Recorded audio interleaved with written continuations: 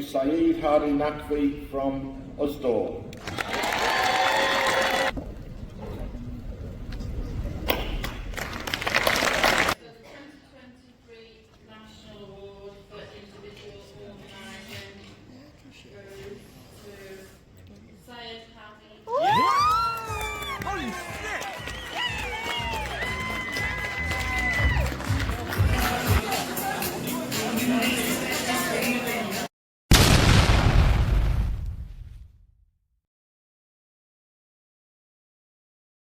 Okay, hi everyone, this is me, Sayed Hadi Naqvi, TUC Organising Award winner of 2024, and this is my Unmatched podcast.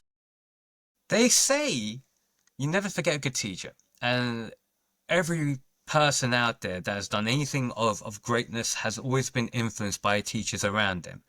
This is one of my first teachers that was a history teacher in my school, secondary school of Ernest Bevin, who inspired me to become a very strong character and made sure I didn't get deterred by any of my shortcomings and actually use my weaknesses to become my strength. In one of my essays, he actually wrote as a criticism that how I'm writing my essay is like a club, and what it needs to be is turn it into a sword so I can penetrate and make sure that I hit the points accurately.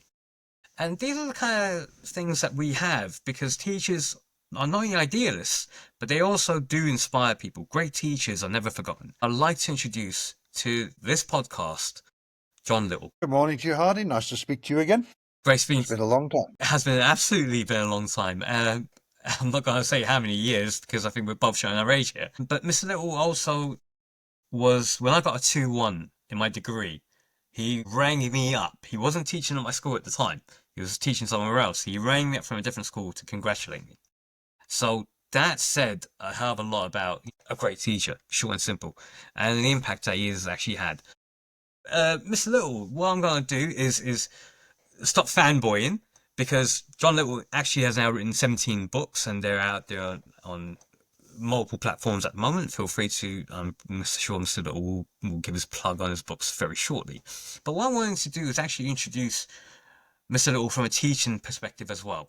So from this side of things, John Little started teaching in September 1975. Tell us about your journey. What actually made you go down the road of becoming a teacher? Well, that was quite a simple thing, really. You must go back to the early 60s when I was in school, and I suppose I had a way with speaking in class, shall we say. But at some point, my geography teacher, Mr. Harris, who also influenced me and later became a head teacher, informed my parents that he thought I would make a good teacher. I wasn't sure about that at the start, but as I went up through my teens and was looking around for what I could do, it seemed to me that it wasn't a bad suggestion.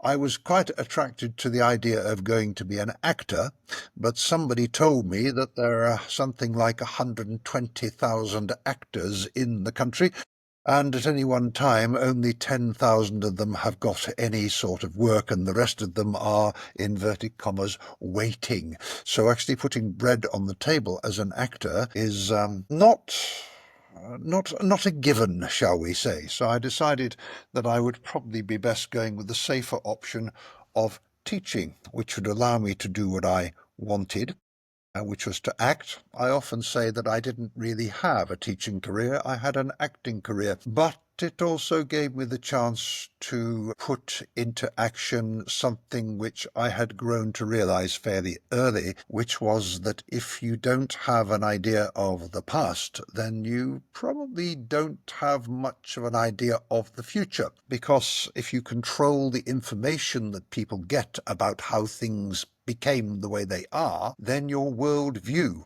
is subject to being controlled as well. And I didn't want that, and I didn't want it for the people around me, and I grew to realize fairly early that if you could see through the lies and discern some kind of truth, then your view of the world might be completely and utterly different to what it otherwise would be. You see what I mean? Yeah, I do. I mean, there is no absolute truth.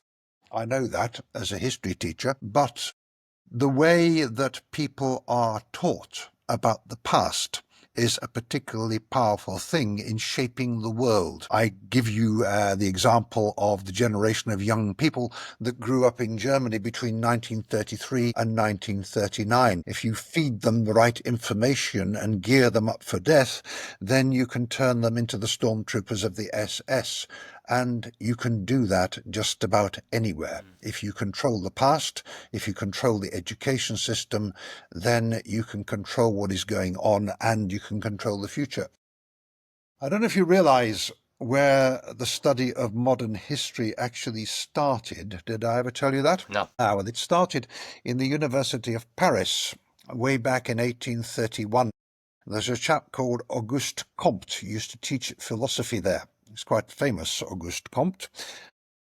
But he discovered that having a philosophical discussion with his students at the university was pretty well near impossible because very few of them had any idea of how their world became the way it was. They knew nothing of history.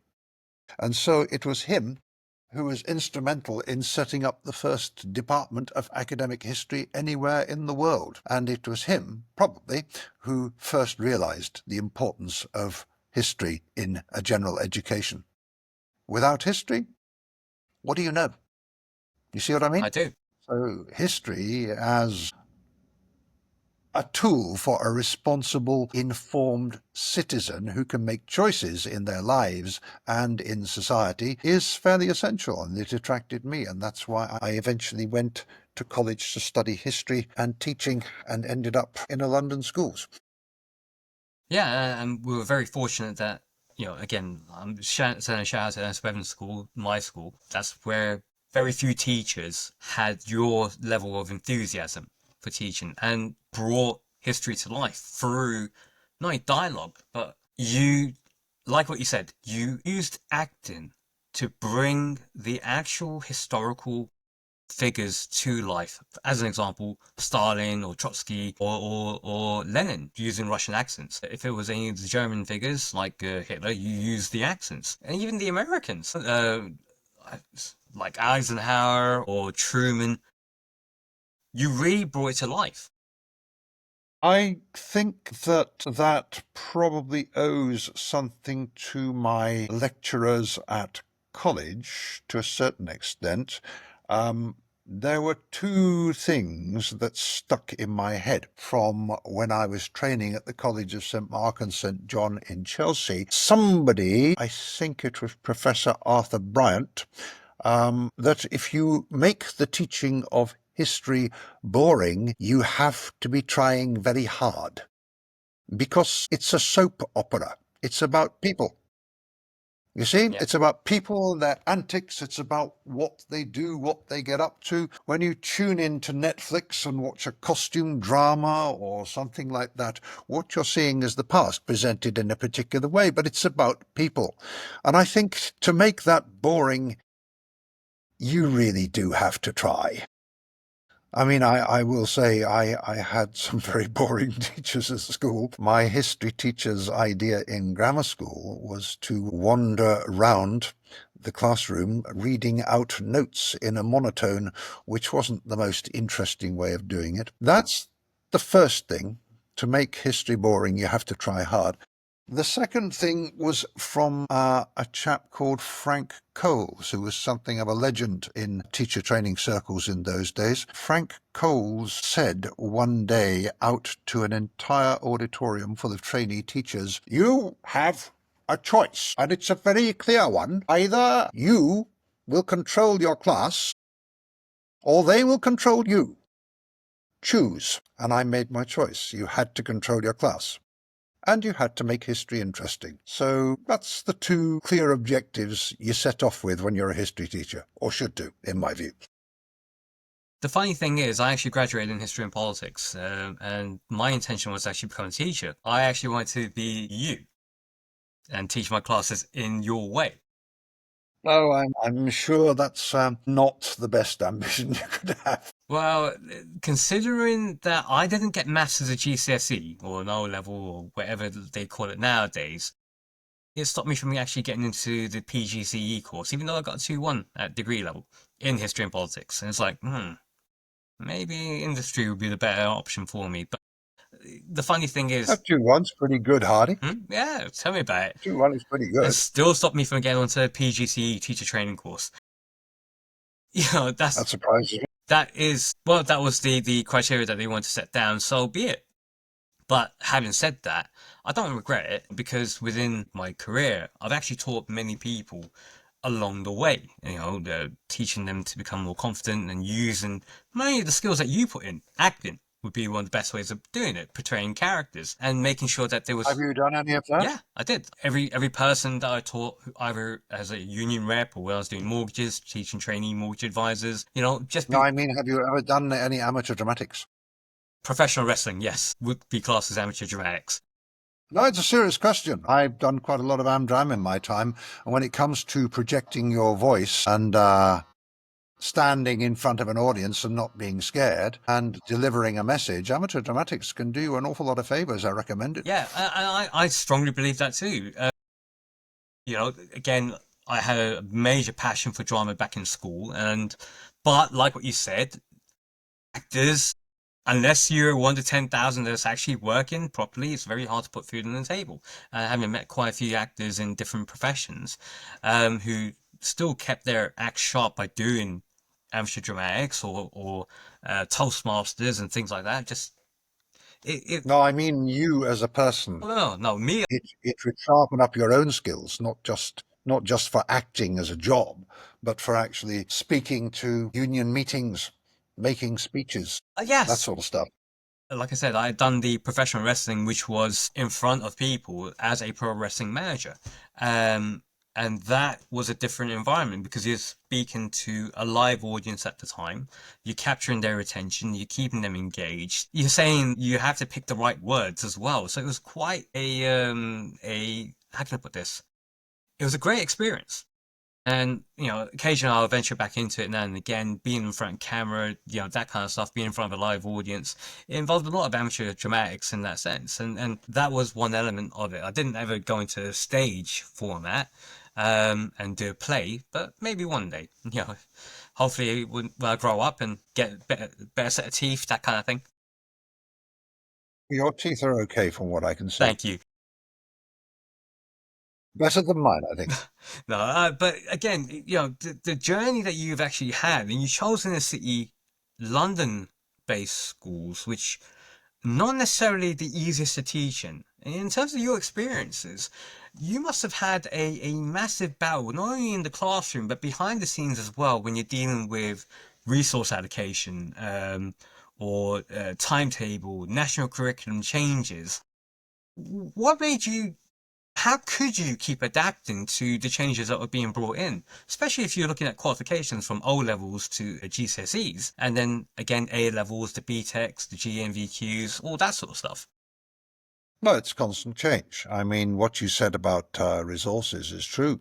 Right from the very word go, when I started teaching in 1975, the resources that we were given were limited.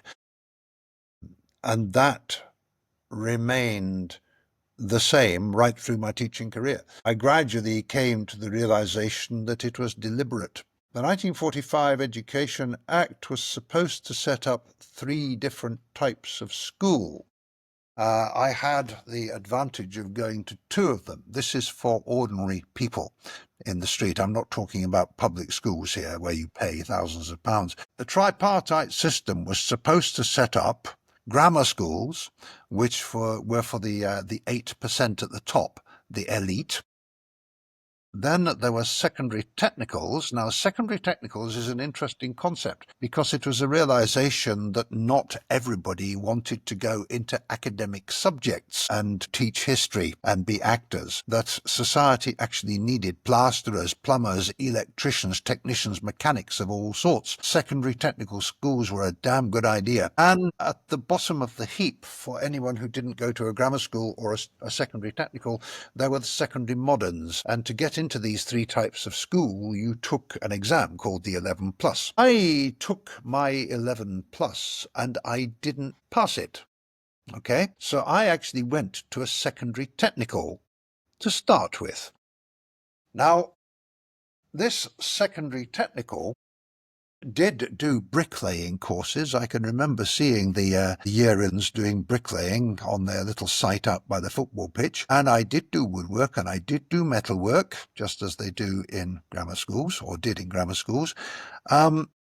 But as to the rest of it, what we were taught in a secondary technical school was a watered-down version of what was taught in the grammar school. From what I can gather, I never went to a secondary modern, but a secondary modern was also taught a watered-down version of what was taught in the grammar school. They were never meant to be like that. They were meant to be resourced for vocational courses, but our politicians never wanted to find the money for it. Only 22 secondary technicals were built across the entire United Kingdom.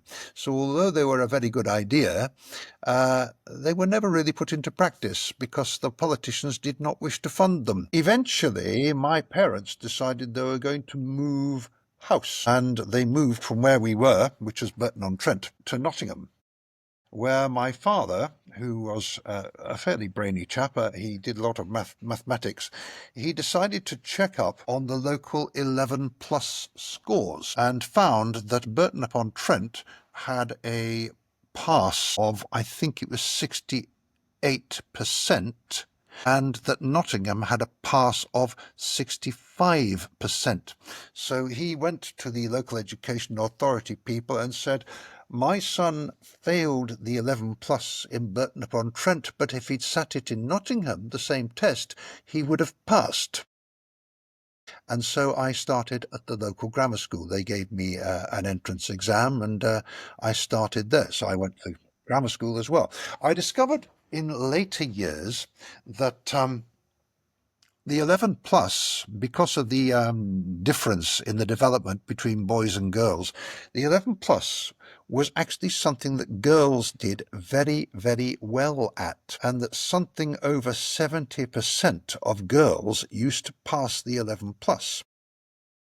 But many of them didn't go to grammar school. And the reason was because boys who are not so good at that age used to fail the 11 plus in very high numbers. And if they had gone with the 11 plus results, then the grammar schools of the country would have been filled mostly with girls, and they wanted them to be 50%.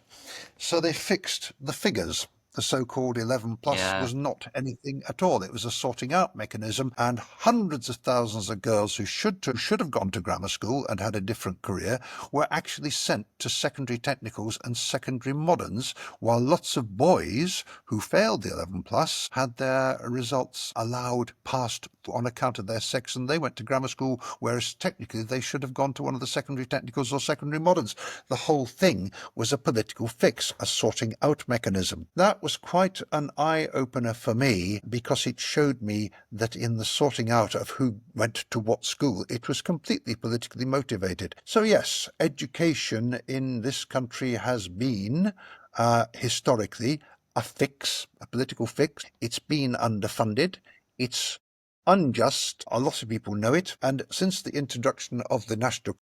Hey content creators, this is my chance to do a quick review of a product I bought on a TikTok shop, and I think you guys are going to love it. It's a green screen disc that fits on the back of a chair.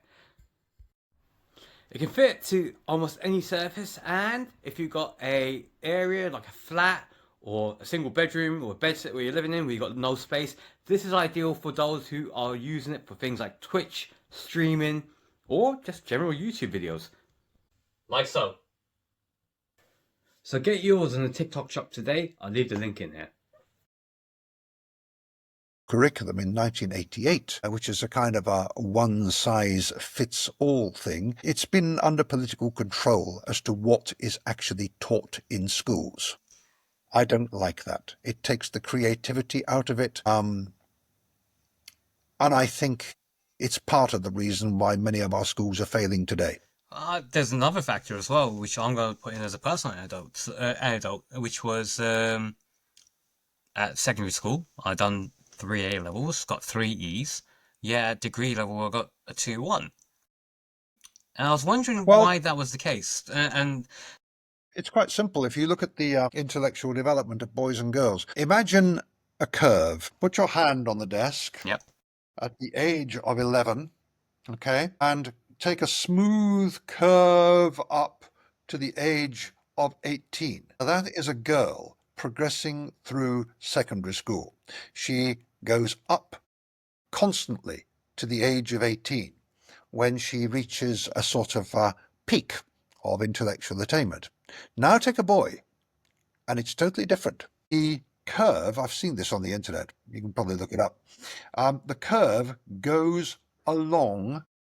This is what the skills you need to pass 11 plus. The curves go along until you're about 14 to 15, and then rises sharply until by the age of 18, the academic attainment of a boy is equal to that of a girl. But the fact seems to be that between the ages of about 11 to 15, boys are not particularly into studying and academe. They are more into physical stuff, into sports. Yeah, You see? I definitely was that. But intellectually, they catch up by the age of 18. Our education system has always refused to recognize this, and they don't cater for it.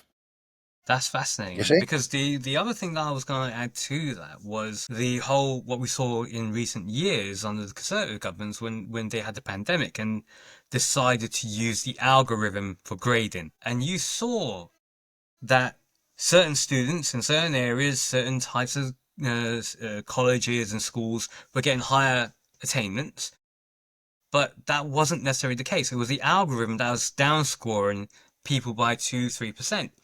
And what I can't relate to that, because I had great teachers, I was flying, but what was going on when I got my A-level grades? And I was told that's the learning curve, and that they raised the benchmark if too many people are scoring high points. That led me to understand that there's something out there called the 80-20 rule. And the 80-20 rule is that 20% of the people are going on 80% of the resources, and it's the elites. It is the way for the elites to work. And this country, I've always said this, is very feudalistic, especially with you defining wealth. Definitions of wealth aren't necessarily money, it's more asset-based. Absolutely. I think you put your finger on it. I came to the conclusion after a long teaching career that our elites are not particularly interested in excellence of education for the mass of the population. I look at the United States and the way they underfunded education for years and years and years, and I sometimes think to myself, is it deliberate that they want a dumbed down population who do as they're told, or who can be fed information so they can be controlled? I am thinking of a certain orange-faced president at the moment and the 77 million Americans who voted for him despite everything they saw on their screens. He loves the poorly educated. He's said that numerous times. Well, yes, and you can see why. And I suspect that a similar kind of thing pertains in this country. We've reached a bit of a crisis. We used to need reasonably educated factory hands, industrial workers. But now we don't, because our industrial base has declined until manufacturing only equals about 13% of our national. I'm not sure what is going to happen to the mass of the people living in this country over the next few years. What do they do as AI and robots take over? Do people become redundant? You see what I'm saying? Well, that's likely to happen right now. The challenge of AI at this moment in time is to get ahead of the curve. And we know from history that there's different modes of production that take place as and when times change. And at this moment in time, we're going through another revolution in terms of our industry, which is the emergence of AI and automation, which has gone to another level. When it takes over, this has actually been discussed at a trade union event. When this actually does take over, then there's going to be a massive impact on things like the economy, because taxation is going to be limited, especially as you're going to get AI to offset many of the use the tax avoidance loopholes to avoid paying tax and keep money in the hands of the companies. Less people will be working within those sort of environments. So taxation at point of source is going to become very, very minute. And then you're going to have an ever-creating wealth bill. What do you do with all those people, though? This is the thing. You get factories staffed with robots. You get AI doing the jobs that people once did. What happens to those people? You see, this is the problem with capitalism and neoliberalism. The idea of neoliberalism is kind of global expansion of conservatism, particularly the conservative view that trickle down is what runs society. You know, it's been disproven many times, particularly by a study at Harvard University. Trickle down does not work. The notion that you have a healthy, inverted commas, economy, that you're the richest country in the world, or one of the richest countries in the world, because your economy is making a lot of money, does not hold good if you start thinking about what our government is supposedly about. You see, democracy is supposed to be government of the people, by the people, and for the people, the operative word being people. The moment you start putting the economy first and the earning of money first, it is no longer democracy. It's government of the cash, by the cash, and for the cash. And then you lose sight of your humanity and you don't need people anymore. Now, we are told that we are one of the richest countries in the world. And yet, we have something like 14 million people living on the poverty line, as identified by the Joseph Rowntree Trust. They are barely making a living, and a lot of the time, they're not making a living. So what is the point of being one of the richest countries in the world if most of the wealth is in the hands of the top 10 or 5% of the population? That doesn't benefit people, doesn't benefit society. Yeah, you see what I'm saying? Absolutely 120% correct. And that's where your trade unions come in, because they have to redress it. Who else is going to do it? Exactly. And you know, this is why I'm so proud to be part of the trade union movement in the way that I have been. You know, showcasing and highlighting that these are the issues that are affecting people. And more importantly, that things are still going to get worse and worse. Yes, we're the richest country, one of the top 10 richest countries. We've actually dropped down from fourth richest country to the sixth richest country. And that's because the modes of production have moved to China and India and so on and so forth that have outstretched and over, you know, they've done what they need to do. And the thing is, it is the 80-20 rule. But the problem with the capitalism is that the capitalism here has been fueled by one doctrine, which is, you know, you're peasants, really, and, you know, not really there to work, help us earn. If it's true capitalism, then what it's supposed to be is that, short and simple, the workers are earning more than enough so that they can become the next entrepreneurs that can then recruit and recruit more people and then develop the economy that way through small to medium-sized businesses. But that in itself is a problem. Well, there is that sort of element behind it as well, but that's a sort of ideology. You create a society of entrepreneurs. I mean, you're not creating a society of people. If your ultimate ambition is to be an entrepreneur, once again, you're elevating the idea of making money. Yeah, and again, that becomes the single most important activity for the human race. You are an economic unit, and you are judged on your ability to accrue wealth. Yeah. Not for what you are. Yeah, and the reason why that's the case is because it's become a necessity due to things like food, bills, so on and so forth. So the trade union movement, I'm so glad that we've touched on that part, because yes, it is there to redress the balance because of things like cost of living crisis that we've seen taking place right across the world. We're seeing that the trade union has now stepped up, and we're seeing the challenges that are going to affect people and their abilities, not only just in terms of the general economy in you know, the global economy as well as the micro economy, which is why people need to be earning enough so that they can invest and create more wealth. Yes, I do appreciate that there is that element of you're now turning it from people to businesses, but gotta be absolutely accurate here. It has been a lot of mismanagement of money from the governments, various governments over the years, and we have to have accountability somewhere. And I think you've hit the nail on the head as well, sir, during your years as a teacher, that resource allocation was a massive issue. And I'm pretty sure, having spoken to the NASWUT, NEU, and NAHT in terms of the teaching unions or the school unions out there, they've also found the same thing, that they have to talk as a united voice to be able to gain more resources to fund education. I don't think that a lot of people realize that it is actually a sort of a war. The benchmark that I always think of is Lloyd George making a speech back in 1906, and he thundered out, he shouted, "Shame on rich Britain that she should tolerate so much poverty among her own people." And he was right.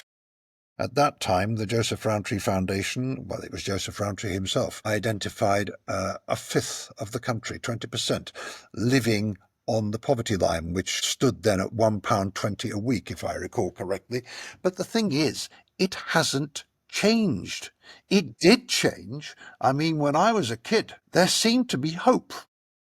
Same It seemed to be getting better. We had a national health service with free prescriptions. We had free education right up to university level. We had free dentistry, and the nation's teeth were healthy. That's superficial stuff maybe, but we have had such a lot of stuff taken away from us, including our freedom of speech. There are certain things you can't say in this country today. Our newspapers have become voice pieces for the millionaires who own them. Yeah. I don't know where it ends, but I don't think that our society is any freer than it was back in 1906. In some respects, I think we've gone backwards. I think we've lost. I think we're on the way down. It is a kind of a war, a class struggle, and I think the trade unions, many of them, though not all of them, lost sight of that fact. Yeah. Some of the bigger unions are, to my view, dominated, run by people in suits who are too ready to strike deals with the people who are going to take advantage of the working class, if you like. And most of us are still working class. It is a kind of a feudal system. I mean, the one thing that, well, two things get me over the last few years. One is the right wing of the Labour Party plotting to lose 2 elections to undermine Jeremy Corbyn, and one of the chief actors in that ended up as a very senior officer in one of our biggest unions and is still there now. Let's name no names. And the other thing, I've forgotten what the other thing was. We'll come back to it. Yeah. Ask me another question. But I mean, we were looking at basically, from your time within teaching, to now, we're talking about the trade union movement as well. And clearly, teachers have had more things put onto them. They're now not only just teachers, but they're also social workers. They have to sometimes be the bodyguards and security of the school, as well as do multiple other activities, apart from just the teaching. Like what you said about the tick box exercise, that's definitely coming from national curriculum changes and Ofsted to a certain degree. Well, I can tell you a few things about that, but first I've remembered the point that I just forgot. The other point that I forgot was at the Labour Party conference when, let me see, was it 2018 or 2019 when a movement was put forward, a motion was put forward to give one member one vote in the Labour Party. And it was fairly obvious that if you gave one member one vote to the members of the Labour Party, then they would commit the Labour Party to a much more radical programme than some of the trade union leaders had. I learned to my disgust afterwards that Jeremy Corbyn was pressured into moving against that motion, not allowing one member, one vote, by the trade union leaders. Like I say, not all of them. Some of them are thoroughly admirable, but I think Unite and Unison right-wing leadership have something to answer for in that. Maybe they think they can get concessions out of the government by compromising, by temporising. Maybe they're prepared to accept certain things in exchange for what they see as bigger things. But to stop one member, one vote, I saw was the writing on the wall for the Labour Party. I could see what was going to happen next, and it has. Well, I mean, we've seen recently with the change in General Secretary status at Unite that they have taken a slightly more left-wing approach in terms of not radical, but being a bit more firm in their approach to many things. And, you know, it is what it is. Again, I think our trade union leaders need to get more angry. Yeah, I agree with that too, because there is a lot of things to get angry about. And thankfully, okay, whether you like the current Labour government and the way they're working, or you don't like them, how they're working, they finally got back into power after 14 years. And let's face it, with 14 years of Conservative Party rule, where they really didn't listen to anything and were all about themselves and the elites. I think this is a welcome change, although we're waiting to see how it actually goes. And, you know, it's welcome I to the think we're Conservatives. seeing how it goes. Yeah. We can see that in the cancellation of winter fuel payments and the refusal to remove the two-child cap and other things like the unconditional Zionism and the support of a genocide in Palestine. I think the Labour Party is, I won't say on the way, I think it's finished.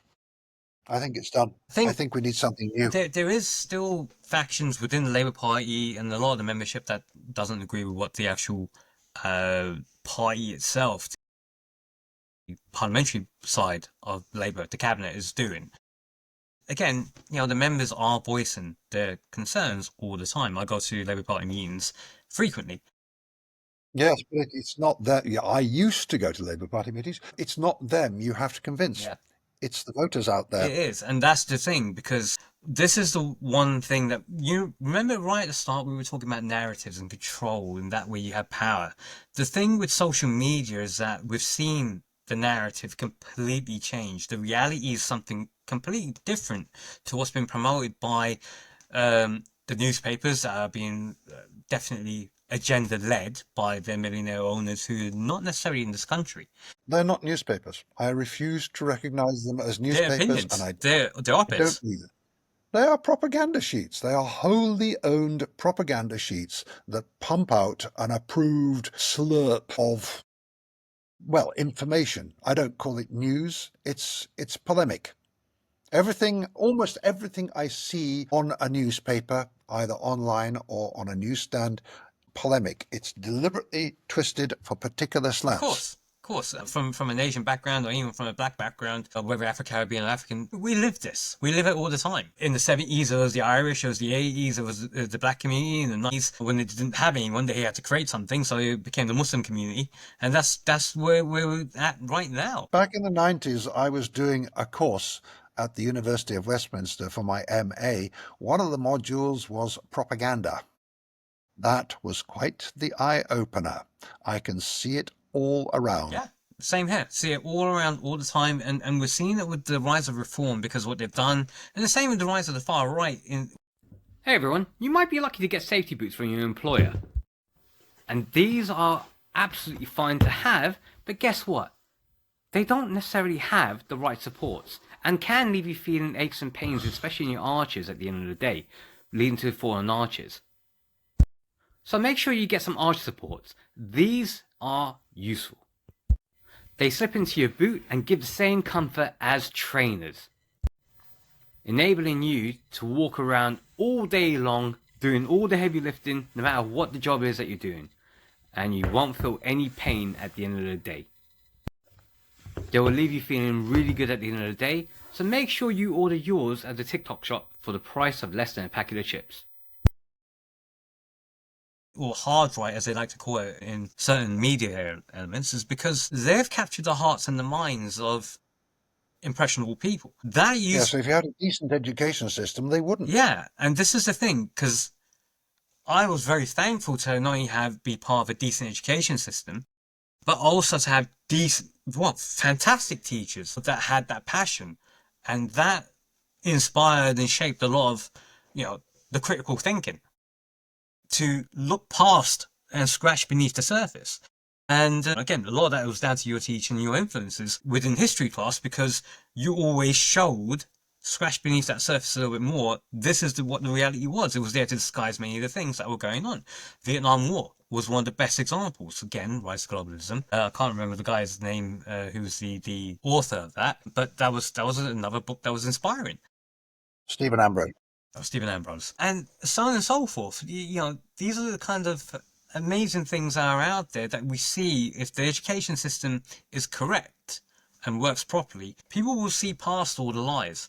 Unfortunately, you're right. There is a dumbing down, a deliberate dumbing down, and that's why I love the social media side so much. Because Well, let me ask you a question. You're a Muslim. Yeah. What do you think of the way Muslims are portrayed in this country? it's a tale of two elements, isn't it? It's a coin right now, and the larger, well, the head or the shiny side of the coin, being the head, is being given to the right wing media to say, look at these guys, these are the terrorists. And it doesn't help when you get the voices, who can amplify the most, being given to people who are definitely in it for themselves, who jump on things like the burqa that doesn't cause harm to anyone. In this country, only 6% of the population is classed as Muslim, yet somehow we seem to be the ones that are overtaking everything. That can't be the case. In this country, 83% is still white Anglo-Saxon. Although that seems to be now, in a recent study being done by some reform voter, that's going to change in 40 years to white British people being the minority, and those being white British being the ones who have been born and brought up in this country that had no ancestral, background from Ireland or Poland or anywhere else like that. Yeah, funny thing, So easy to twist things. absolutely. And the most hilarious thing is every time this country voted for Brexit, whether you agreed with it or didn't agree with it, I was a Remain voter because I didn't trust the Conservative Party government at the time, and Jeremy Corbyn actually called it out on air, saying that you can't trust these guys, and they didn't. They didn't deliver. We went through chaos. I'm still going through chaos in terms of all kinds of things with Brexit. But funny enough, the Brexit Party 0.0 being reform is always quoting Europe. When you look to, see, Europe, you look at France, they banned the burqa. You look at Switzerland, they brought in the ban of the burqa, blah, blah, blah. But then you vote to have your own laws and make your own decisions to be away from that kind of thinking. It absolutely shocks me at times how stupid they think people really are. And unfortunately, there are a lot of people who do fall for it.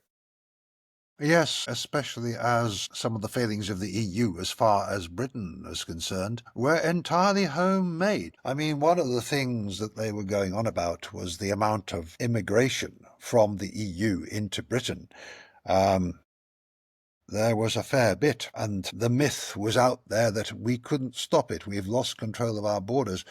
It was absolute and complete tosh. The Treaty of Maastricht had a clause in it which gave individual member nations the right to police their own borders. It was a provision that if somebody from, say, Poland came over to this country to work and couldn't find a job, or a place to live, or means of sustaining themselves, then they had to go back. Well, they had to leave after 3 months.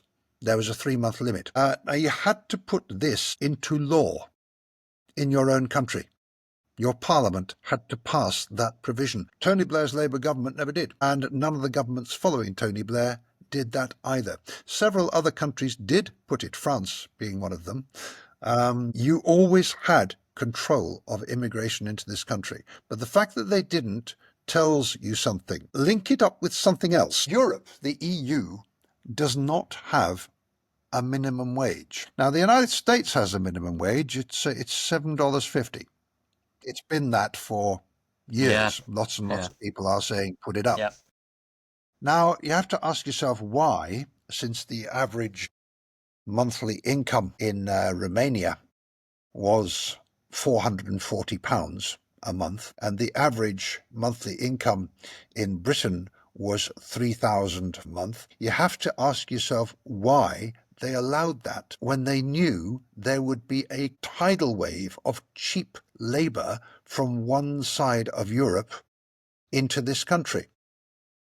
And there's only one answer. They wanted the cheap labour. Now, that's not the fault of the EU. that's the fault of our government. They did it on purpose.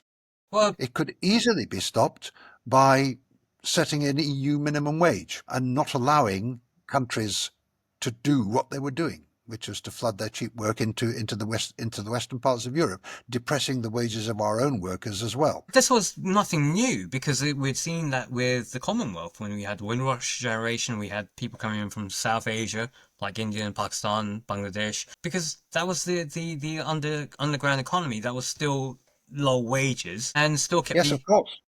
20 rule. But now you do it with Europe, and Yes, and it keeps the wages down, but it also allows the government to blame the troubles they have caused on people with different coloured skins. And that's what's happened. And they're still doing it. Do you realise there is still a 10% shortage of workers across every sector of British industry? Right now. Yeah, I do. In some areas, it's even higher. You know, with the care sector is screaming out for workers right now. The most cynical part of all this is the boat people. Mm-hmm. Why do we have boat people? Why are they coming across in boats? Wars. And there is no safe route being generated by these, by the countries that have been attacked. And again, I'm not going to take Albania into it because I don't know about Albania. But based upon the idea that's been put out by a lot of the right-wing media, which it's been Syrian-based, it's been those guys who have come across the fighting age, blah, blah, blah, blah, blah, the usual crap. Our country was also partially responsible for going in there, and, you can cut through the crap very, very easily.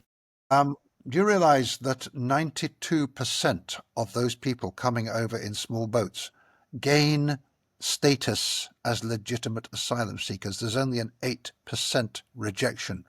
The reason they're coming over mostly is because they speak English. Yeah, that's true. If they don't speak German or French or Spanish, they find it much more difficult. The fact that English is a lingua franca across the globe means that it's easier to be understood and easier to make a living over here, which is fair enough if you want to make a better life for yourself. But the solution is actually simple. It's such a simple thing, but nobody actually says it. If you want to stop the asylum seekers coming over in small boats, all you have to do is rent an office block in Calais and open up an asylum office. Then you can process these people properly, but there's no place for them to claim asylum in Britain because they're not allowed to get on a boat, a plane, or a train. So if you don't want them, open an office in Calais, process them, see if they want it or not, give them the paperwork if we want them, and don't give them the paperwork if we don't want them. Then they become illegal. Well, too much work, and why not give taxpayers' money away to another foreign country like France again? Sorry, I don't mean it in a bad way there, but that's what they've done. They literally try to buy out the problem by giving loads of our money away. Isn't it astonishing that I read last week that the biggest strawberry producer in this country, over in East Anglia, is letting his strawberries rot? I heard that too. Because he hasn't got the labour to harvest them. That's fine. This is what happens. You create a situation where your education system doesn't cater to the needs of the industries that are in this country, doesn't cater to the needs of the industries that are going to come up in the future. And then you're expecting those, the people here to actually go out there and work, and they can't fulfill the needs of that business because they don't have the skills. So where do you get the labour from? And of course, you've got the students.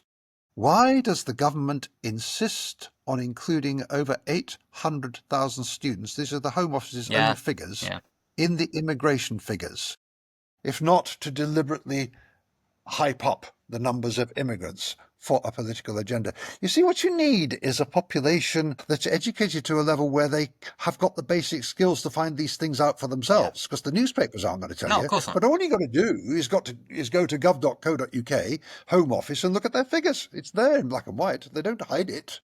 And that's because, again, a lot of the things are time-based as well. And unless you've got a genuine interest, see, it's far more easier to evoke emotions where a person's going to seek out and go down the rabbit hole if you create a like what we've done with the communism thing in during the Cold War period. They were the boogeyman. So you focus that attention all the time on the boogeyman.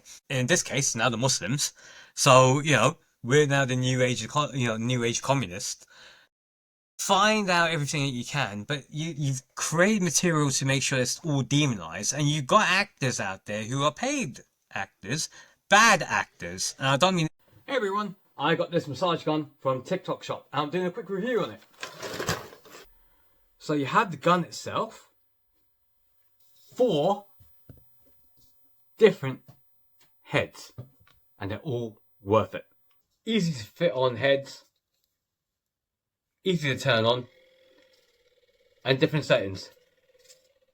So whatever kind of job you do, warehouse, driving, if you're coming back from the gym, hard day at work, this is ideal. And easy interchangeable. Even massaging, different muscle groups, different settings. And if you put more pressure on it, it will put more pressure on the muscle too. And this is really good value for money. I got it from the TikTok shop, and you won't regret it. Costs less than £20 compared to Amazon, over 50. So get yours on the TikTok shop today. This is in the sense of theatre. I mean, this is in terms of your antagonists and the people that are just want to say stuff. Farage. Nigel Farage. And this is the thing. They will say stuff to whip up the emotions and keep people's anger deflected from actually looking at the reality. What is the truth? Because when you talk to an ordinary person on the street and say, okay, what do we actually need as a profession in this country? Oh, we need builders. Okay, so if you had an immigrant coming in as a builder and taking up a job, would you be happy with it? Oh, yeah. So what are you against then? How about the NHS? We don't have enough doctors and nurses in homegrown in the UK because our education system is not tiered up to actually generate that. But other places' education system is, and they make more money if the doctors and nurses come over because they have to work here, in some cases, up to 6 months for free, so they can gain the qualifications that are going to be applicable to the standards set down by this country. But it's easy to blame people who are different, you see. Of course. It's easier. Of course. Hey, look, I'm a trade unionist, so I got the blame all the time because I was different.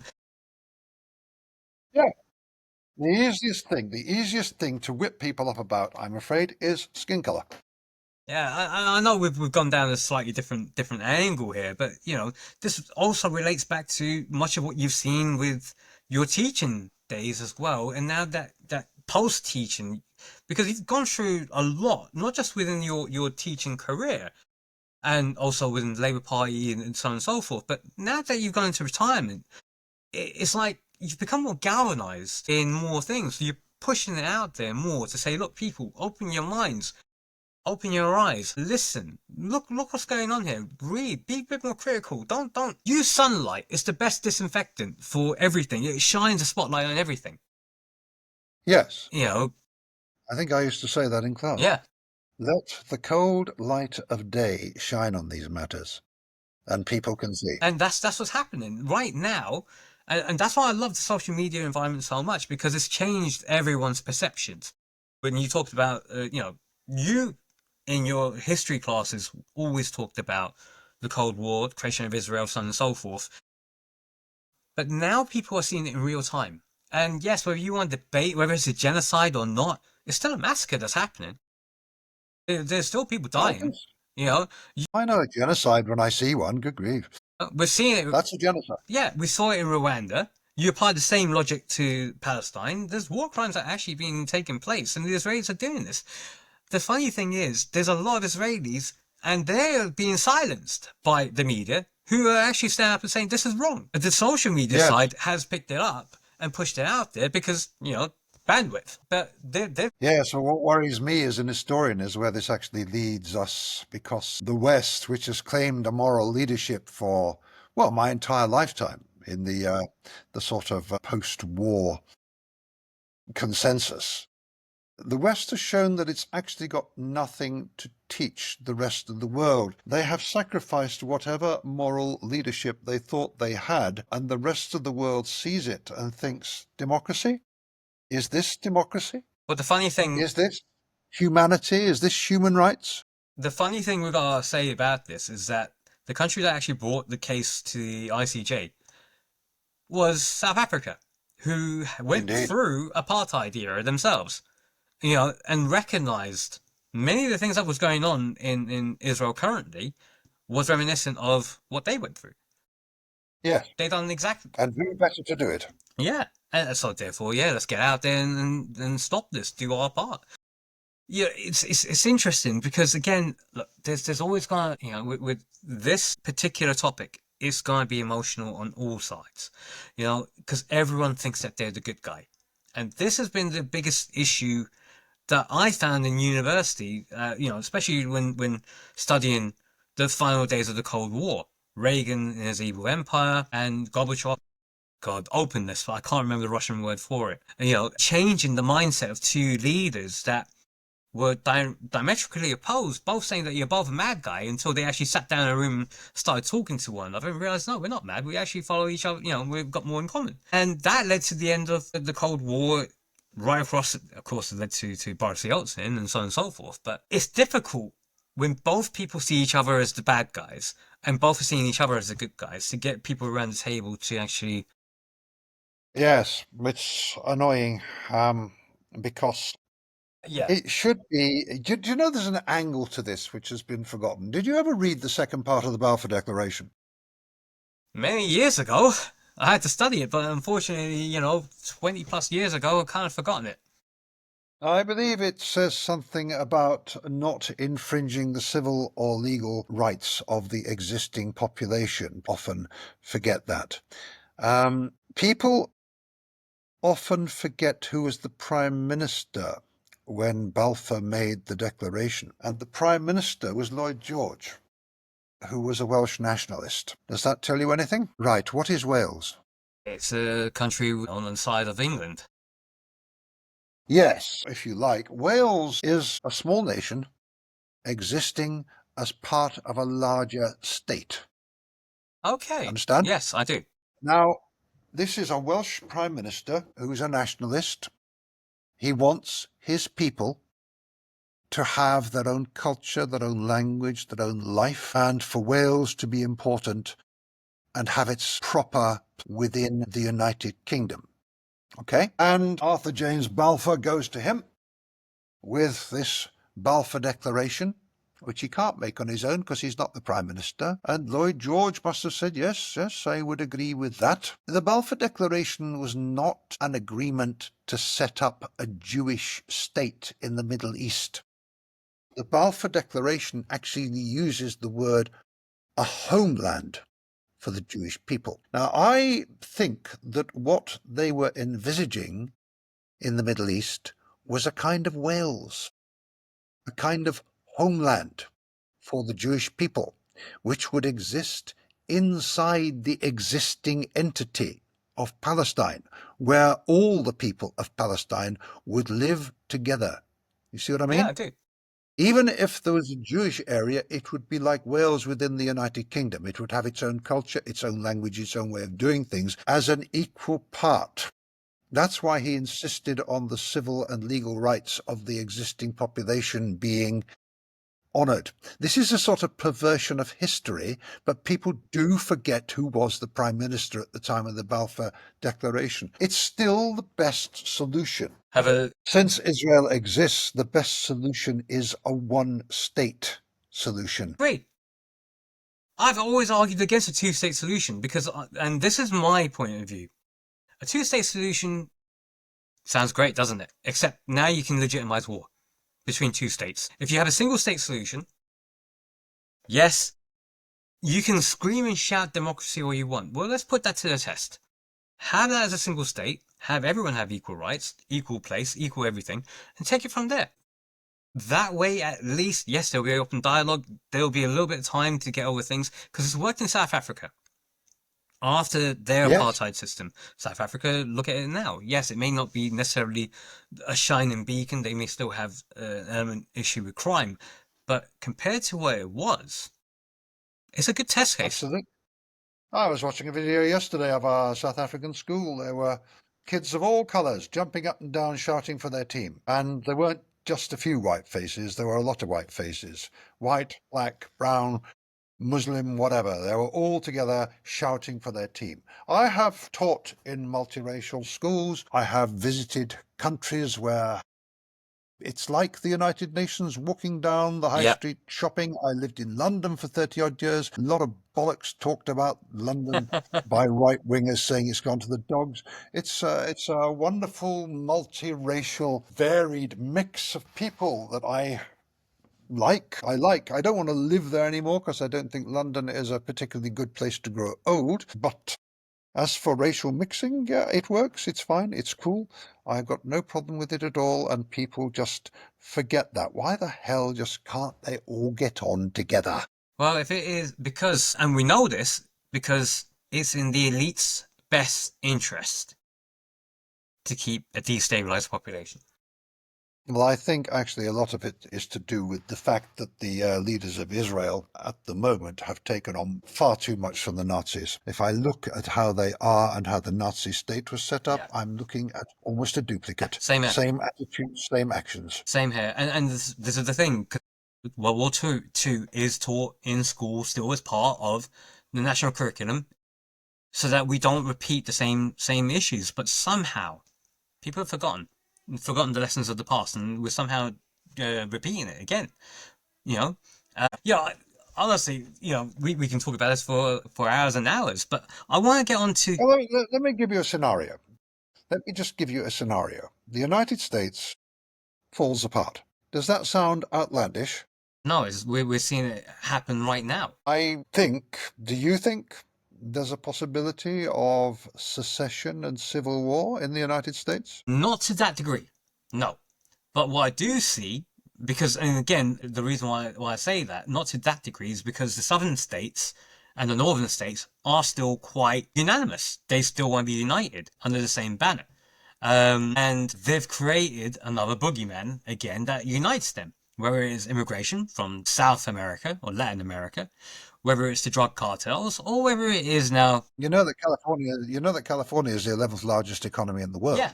They could sustain being independent, and there is a Californian Independence Party in existence right now. Yeah. Yeah, I do understand that, but again... Imagine that. Imagine the United States breaks up, and suppose the flow of money, this financial transfusion from the United States to Israel, this zombie state sustained by American money and American arms, suppose that dries up. What happens in the Middle East? Well, Jordan will like to step up, wouldn't they? Sorry, I'm being facetious there about Jordan, considering that they've actually come out openly and said we will defend Israel. But the reality is, pretty much most of the Arab states there would be very happy to say, well, you know what, guys, get into line now. You have to become one of us. You don't think it's going to end in an absolute bloodbath? In America or Israel? Israel. No. You see, once that flow of arms and money stops, and it's not beyond the bounds of possibility, what happens to Israel? And this is why I say... After what the Israelis have done this last year and a bit, what happens to Israel? This is why I'm saying no, it won't happen. It won't end in a bloodbath. And the reason why I'm saying that is because of two big factors. The first factor is Saudi Arabia. And the second factor is Jordan. Egypt is another factor as well because of the border situation there. So they know that if you have another Islam, the Muslim Brotherhood sort of situation taking place again, it can destabilize and hurt their leadership. So the feudal state or the military dictatorships, and they don't want that. So for them, it's now become a matter of we got to keep Israel there, otherwise our own population will turn against us too, in solidarity with the Palestinians. Do you have children? Would you take your child and go and settle in Israel? Never. Even if you're a Jew. Why is that? Just because for any reason it could happen. It could spark off. There is nuclear capabilities of Israel, and there is a guy currently, within the cabinet that was willing to use nuclear weapons in Gaza.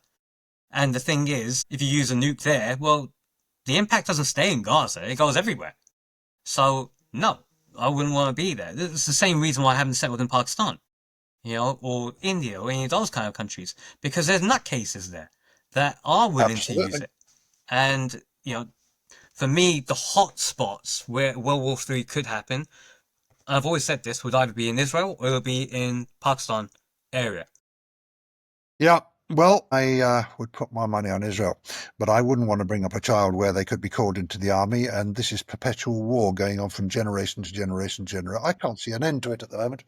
The only thing I can see is like what happened a couple of years ago with History, we use the trade union movement, the umbrella organization within Israel. They call it general strike and brought Netanyahu's government to its knees. They are looking to doing the same thing again because now it's not looking like about the hostages. They're just using it as a footnote. Yeah, let's not forget about the hostages. Yeah, they're now using look. Let's just destroy Gaza. Let's destroy the Palestinians. Let's get them out. That's what the narrative is. What happened to the hostages? What happened to all of that? That's all gone as like an afterthought.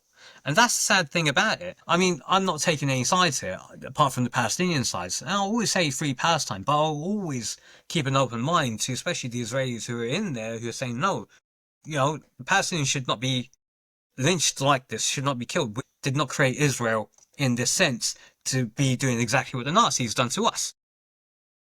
Well, let's hope the trade unions do something about it in the not too distant They future, like the have. French and Spanish trade unions are.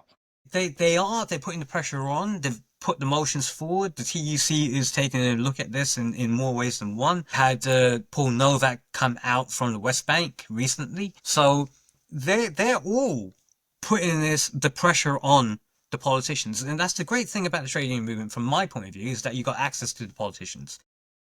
That's good to hear. As well as influence.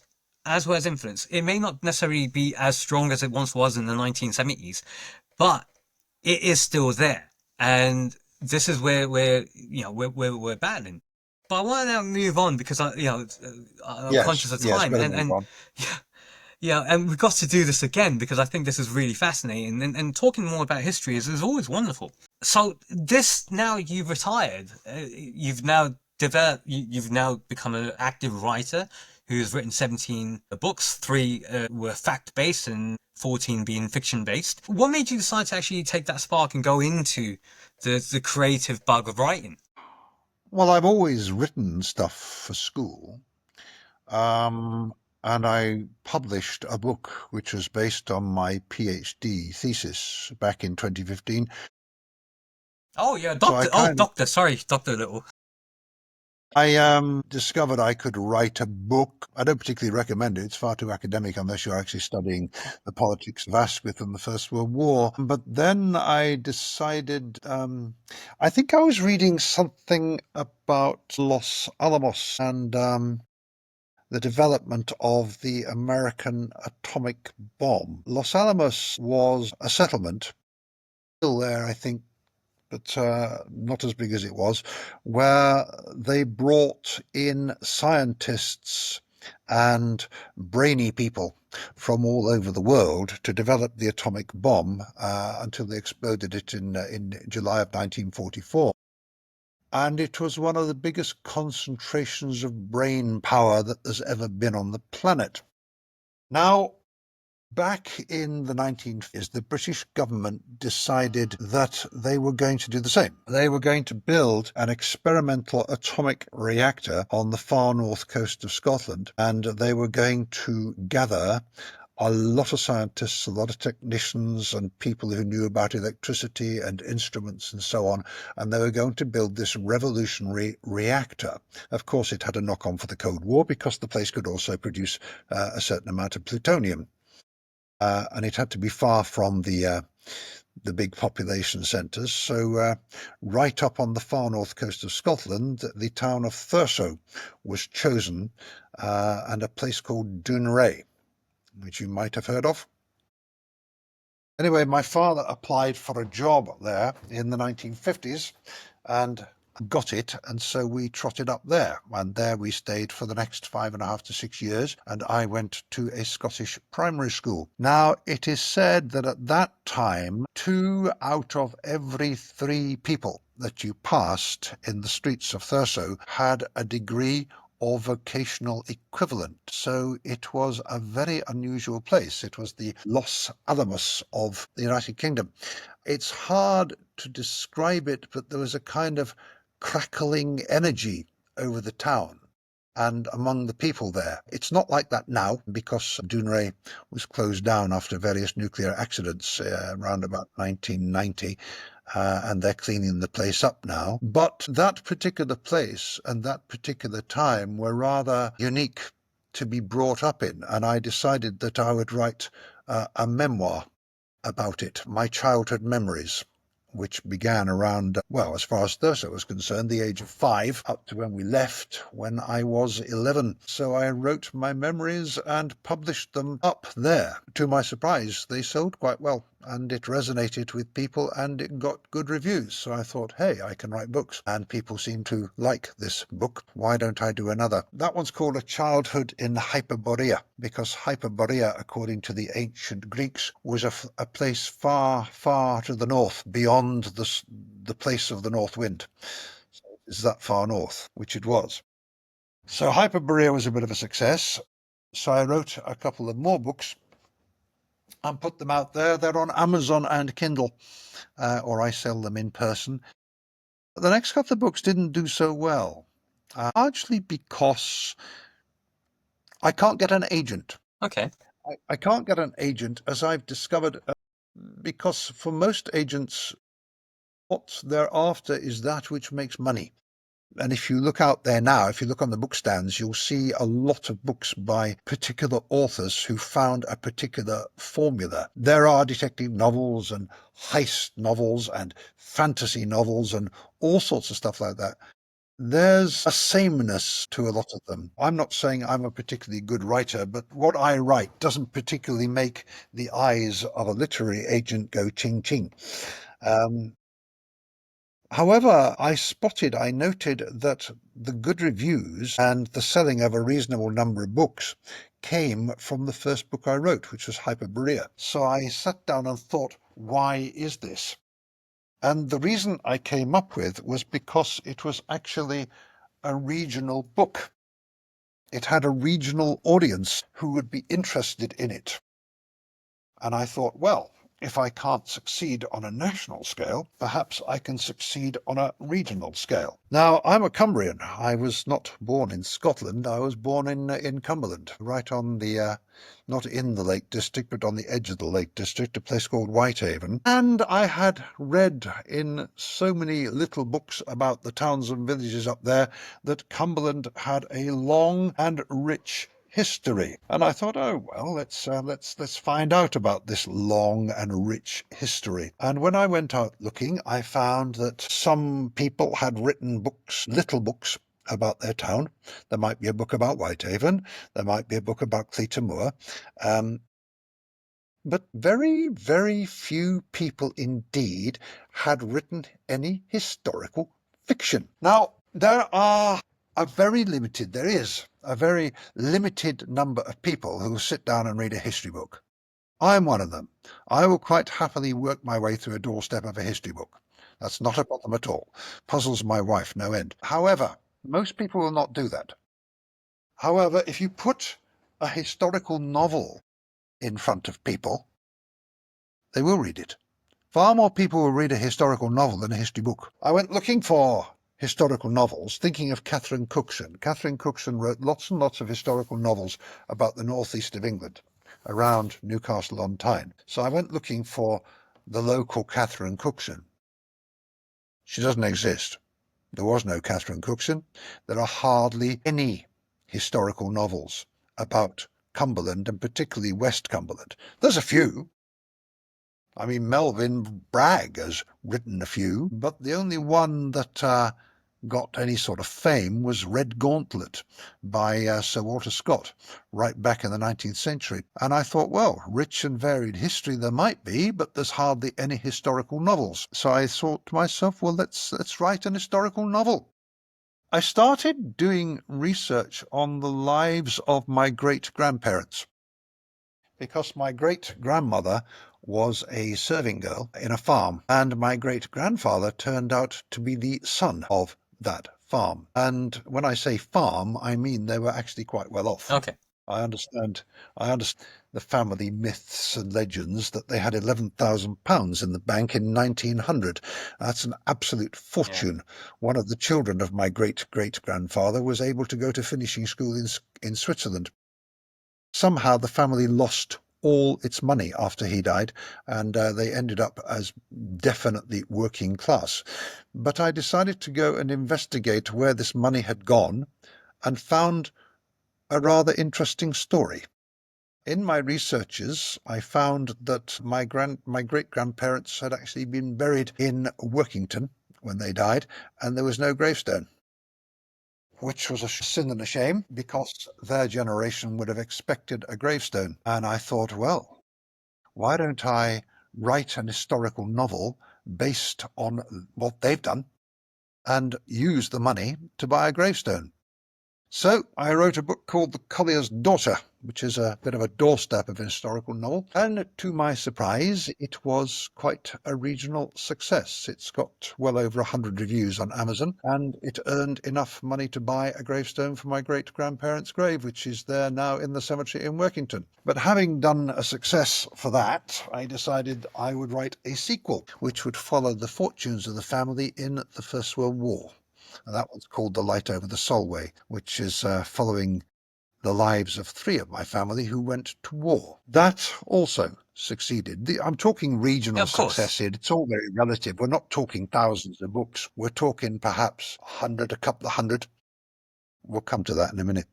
So, having settled on Cumbrian history as my particular métier, I have written one after another, and people are reading them. I seem to have a small local fan base. However, what got people reading my book was not the book itself. The big problem with any book, the book can be absolute rubbish. But if you've got the ability to promote the book, to spread the word that it's around, then you can sell, then you can read. My particular method of, well, I use Facebook, obviously, but I decided that the only way I could get my message out there was to speak. So I started putting myself out as a speaker. I think I've done close on about talks to various organizations throughout Cumbria in the last year and a half, almost 2 years. I've got another bunch of talks coming up in about 2 weeks' time. They seem to come in clutches like eggs. I sell my books there, or people will go away and they'll buy them on Kindle. So gradually I build up a local readership, and it's growing all the time. My last one,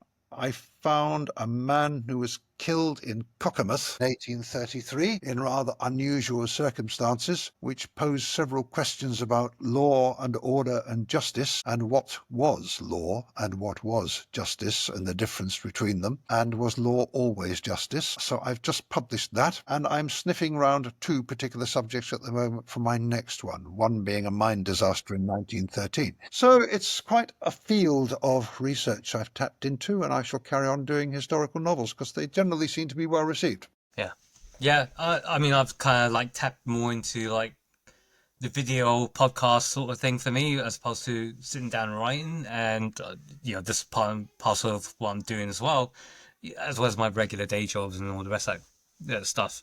And that's why I'm, one of the things I've done is convert the history of the trade union movement in the UK into short videos. So I'll be releasing them soon as well on my YouTube channel and all the other channels I've got out there. Honestly, in terms of what we've discovered right throughout this, not only from a teacher who's been resilient, has adapted to change, but also has gone through another change post-retirement into a totally different vocation, which is in the literary world, and you're winning there as well. I find out from you what you feel, because I like to finish off always on a positive for a better tomorrow. And what you feel is going to be a better tomorrow, either from the teaching side of things, or what you see from the trade union movement, what you see politics, or what you see in terms of even your, the literary world for yourself. What do you think needs to be done for a better tomorrow? It's quite simple, really. Give the ordinary people of this country a voice. The government of this country over this last 40 years, ever since Thatcher, has stifled debate. If you look at all the parties at the moment, and I'm including the Greens in this because they're not entirely what I would wish, though I voted for them last time. In our newspapers, in our television, in our media, in our public life, there are views of decent people that are ignored. There is a vast, untapped, huge reservoir of feeling and opinion out there which does not have a voice. I'll give you an example. They had elections a couple of weeks ago, as you might remember, throughout the country, local elections, and among them there were mayoral elections. Now, Labour won the mayoral election for South West England. Okay? Labour won that election. They say Reform are going to win the next election, and they give you figures, and they tell you swings this and percentage that. What they never tell you is the turnout. You have to go looking for it. Have a guess what the turnout was for the mayoral election in southwest England 2 weeks ago. Over 10,000. No, the turnout percentage. Percentage. Of the available vote, what percentage do you think turned out? I thought it was very low from what I heard, like percent. It was 10. Yeah. And Labour got a third of that. That is not representative democracy. Now, I get so many right-wingers on social media saying, well, they're apathetic, they don't come. They're not apathetic. There are millions of people out there who would go to the ballot paper and say, not in my name. None of this. I don't believe any of this. And what we need to do is give them a voice. So you ask, where's the hope for the future? The hope for the future, I think, is brewing on the left, and I see it in some of the trade union leaders. I see it in what's happening behind the scenes with people like Andrew Feinstein and Jeremy Corbyn. There's a movement coming, and that's the hope for the future. But if they do start up a new party, then let it be one member, one vote, if they really want democracy. Because the only way that you're going to have any hope for the future and stop the United Kingdom breaking up, because at the moment it is going to break up, sure, sooner or later, the only hope for it is some kind of socialist government. Nothing else is going to satisfy the people of Scotland or Wales or ultimately Northern Ireland. The United Kingdom, I think, will break up. But if you actually give people a voice and give them decent services and spend their money on things that give them a better life and tax the rich and give us decent education and do the things that we all know should be happening. Let us have government of the people, by the people and for the people, and the rest will follow. That's what I think. You know, those words that you've said there were the same words that you said 40 years ago. 42 years ago, to a very young, impressionable Sayed Hadi Naqvi as well. When we were going back home on the tube journey and we were discussing about politics. I was 12 years old at the time. You know, my first year of secondary school at Ernest Bevan. And those words have always stayed with me. And it this formed a lot of what I've done and how I've worked. Yes, I may have gone more towards business in more aspects, but always had an edge to it, that is, the people are driving this at the end of the day. People are really pushing this forward. And, on that basis, sir, I have to say this, whichever environment you've been in, you have been unmatched. And on that basis, I will bid everyone who's watched this or listened to this, thank you for staying with this. Stay tuned. There's more interviews that'll be coming up in the future. Get involved. Leave a like, leave a comment, subscribe. Let me know what you think. And by all means, feel free. Get a copy of Dr. John Little's book. Any of his books. Go to his book talks. Go and see his lectures. He's absolutely amazing. You would have heard his voice, see him in person, see what he actually looks like. He's camera shy. That's why he didn't put his face on the video. But that's all good. I'm not that way. I like to show my face everywhere. But in the meantime, thank you one and all. And as always, guys, you've also been unmatched. Take care. Thank you. Thank you, sir. All right, let me just... Thank you. Okay. Thank you for tuning in to the Unmatched podcast. Your support means the world to us. If you enjoyed today's episode, please take a moment to like, comment, and subscribe. Your feedback helps us grow and bring you even more incredible stories. And remember, if you're unmatched in your field and have a unique story to share, I'd love to hear from you. Reach out to me at hadi.naqvi@googlemail.com. Let's inspire others together.